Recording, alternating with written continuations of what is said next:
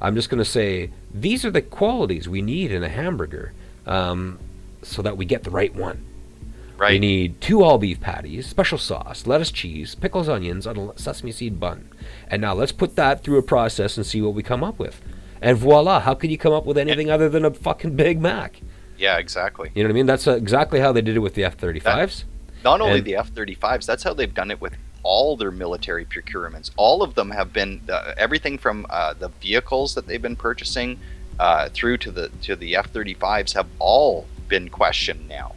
Every single process.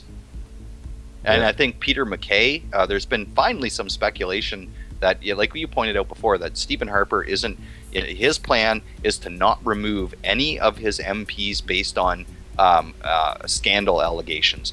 But now there's a little bit of questioning about him doing a little bit of a shuffle here, and they're saying that MacKay might end up in the Justice Department, and then they might switch Rob Nichols over to defense.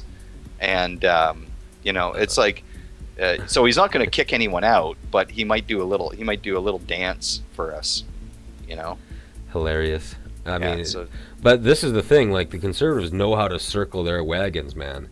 Like, there's loyalty is a beautiful quality, but I mean, like, come on. Loyalty when loyalty is deserved. Yeah, loyalty has to be something. It has limits. Yeah, because otherwise you can have loyalty, you can exhibit loyalty with no integrity, right? I mean, what good is loyalty without integrity? And when you see the Conservatives circling their wagons under around cabinet ministers who are consistently under siege for ethics violations and all other kinds of election fraud, Well, what's the latest one with Del Mastro? A whole bunch of his cousin or his nephew, one or the other, ran a company that was called Delmetric or something like this. Deltro, yeah. Deltro, okay, yeah. Deltro, and apparently he offered, in order for him to be able to donate more money to Del Mastro's campaign, his relative, he offered his employees that they would be able to retain the reimbursement slip for their income tax and get 75% of their money back. Yep. So if they donate $1,000, they're going to get $750 back from the government. Plus, he would reimburse them the full $1,000 and an extra $50. Yep. And I think 19 people were involved, and of those 19, 14 have come forward and said, we will testify if we're not going to be prosecuted for this, that this is what occurred, and only 5 have said, no, I was just giving money to Del Mastro's campaign. And so it's like one thing after another with these guys. I mean, the scandals are piling up to the point that the government is putrid. Yeah, there's a stench. So what do the Conservatives do? They stonewall the investigation every conceivable way. They spin it in the media, you know what I mean? And then they just replace the elections. I mean, we don't know this, right? I gotta be real. We're speculating still, of course. We admit that. Yes. Okay. When we I gotta be really specific and differentiate that which I know and that which I do not know. That which I assume, and some of my assumptions I think are reasonable. So if I assume, even though I don't know, that it sure as hell looks like Stephen Harper just replaced the Chief of Elections Canada, and Dean Del Mastro, who is in deep shit right now, may benefit from that. Who has the full confidence of the Prime Minister. Oh, of course, yeah. And and I didn't like how the I gotta say this, I didn't like how the NDP let Dean Del Mastro slide into his summer holidays without testifying in front of the ethics committee. I didn't like that, okay, because for some fucking reason, who's that, Pierre-Luc Dussault or whatever his name is, the 21-year-old kid who happened to have his name on the ballots in Quebec, he's the chair of the ethics committee. How did the NDP allow that to happen? Right, and he canceled the last meeting. The chair. Yeah, exactly. Why isn't their ethics critic the chair? We talked about this a little bit too. Yeah, I don't want to get too deeply into it, but it disgusts me. We haven't figured out if it's an elected position within, like, if Parliament, if all the members of Parliament vote on that, or how that's assigned. And I hear you. I too am disappointed in a sense. The only thing that I can guess, and I'm just guessing here, is I'm guessing. Well, let's put it this way: Pierre-Luc Dussault, or whatever his name is, the 21-year-old kid who's the chair of the ethics committee, did not decide that on his own. That is a party decision. That meeting was canceled. Dean Del Mastro, who Charlie Angus defended, okay, didn't defend. Like, he's been standing up and saying step down, but he's always couching it when he's talking to the media. He's always trying. I think they're trying to look reasonable. They're trying to like put on a reasonable man act. I'm talking about the NDP. Yeah, no, I agree with you there. I agree with you there. And they're saying I just don't like it. It's not the time to be reasonable with these people is past. Yeah, no, you know I hear you. Because everything we're talking about tonight just goes to show how bad this has gotten. And I agree with you in the sense that if there's a chance that you can make one of these bastards squirm, you're not doing the same thing that Stephen Harper's doing, because now, they're doing wrong in the first place. They should squirm. It's wrong when Stephen Harper takes somebody and puts them under a microscope and goes through a process that feels like you're back in the 1950s in America and that they're hunting for communists.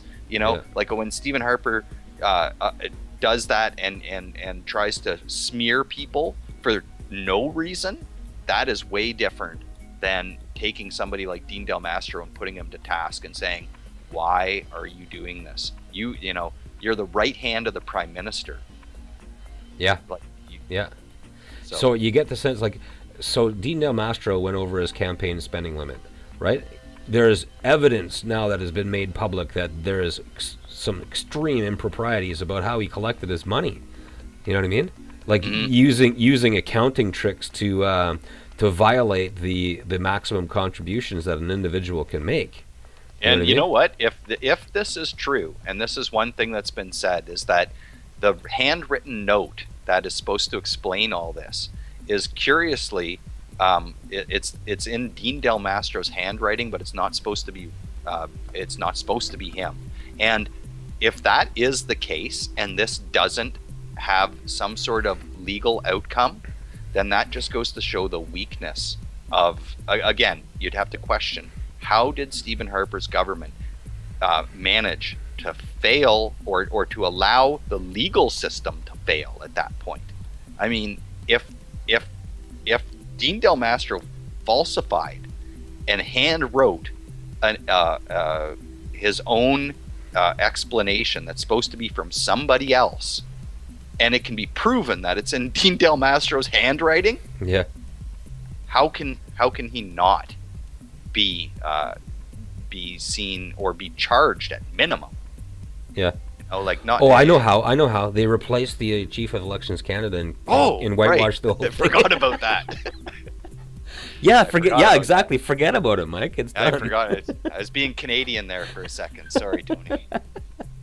Hey man, why don't we go to a track and come back and carry on our discussion on craptastic politics as they apply to Canada.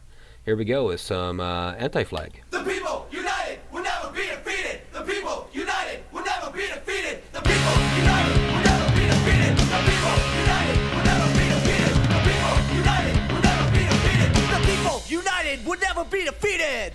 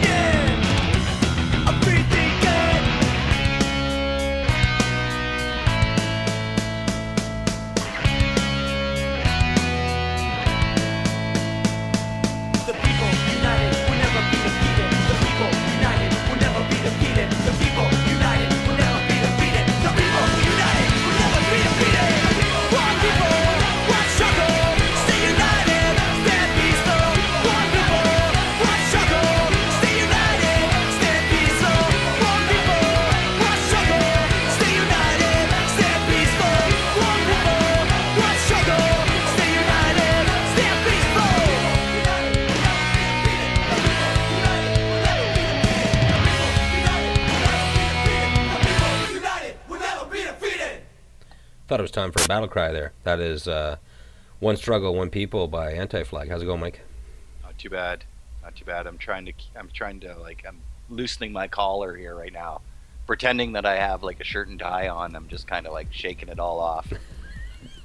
Jesus. Battle cries help me do that. Yeah. Yeah. United, the people will not be defeated. Absolutely. Yeah. Well, we're not fucking united. We know that. We got to get it united, though. We have to. I don't know. I got to tell you that before the show, I put up a little link on Facebook in there, and then I guess you were talking about. I guess it was your words that I put on my status there about our show, right? Yeah. And someone put kicking the crap out of crap. Yeah, yeah. You know. And someone put under my status, at least it's not the NDP in power. Because that would be so much worse. Where do people get that?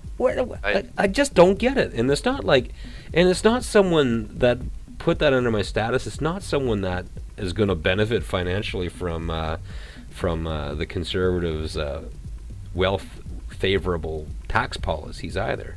It's just someone who's fucked in the head. You know what I mean? Anyway. Yeah, well, I mean, like we said earlier, even if any government is going to make decisions that people are going to disagree with. Yeah. And the NDP, if they form the government, or the Liberals, if they form the government, or I mean, in some future Canada, if the Greens can form a government, again, if they might make. They're going to make some mistakes. They're going to do some things that are going to upset people. But are they going to act like Stephen Harper's government? That's the whole thing. I don't think. That's I don't the whole think thing. So. That is the key message for people who are stopping their participation based on the idea that all politicians are bad. Some of them are. Some of them are not. Like, you really have to understand that a Jack Layton is not a perfect human being, was not a perfect politician. There's tons of things that he did that I disagree with. First and foremost, he campaigned primarily against Liberals, which I didn't think was very productive to the cause. You know what I mean? But he understood as a politician his votes are going to come off the soft left flank of the Liberal Party. Definitely, he knew it was productive to his cause. To his cause, right. So insofar as sometimes the cause of an individual politician is not going to be anywhere near shape or form the same as the common good type cause, you know what I mean? And insofar as Layton would campaign against Liberals, I don't think he was serving the common good. All three. I mean, in our spectrum, we don't just have a right and a left. You can definitely say that the Liberals are a more centered party. Right. And some people even go as far as saying they lack an ideology, right, and that they have right and left supporters. And I guess in fairness, I mean, I know what you're saying about Jack Layton is true, that he knew he had to chew votes from the Liberals because he's not going to turn a lot of Conservatives into NDPers. Right. And the Liberals, on the flip side, they are in an advantage in one way. It's an advantage that can be easily turned against them. Right. But if they can be really strong, they can chew votes on the right and on the left. Exactly. Now here's the thing. Now my point in saying this is not to denigrate Jack Layton in any way, shape, or form. Mm-hmm.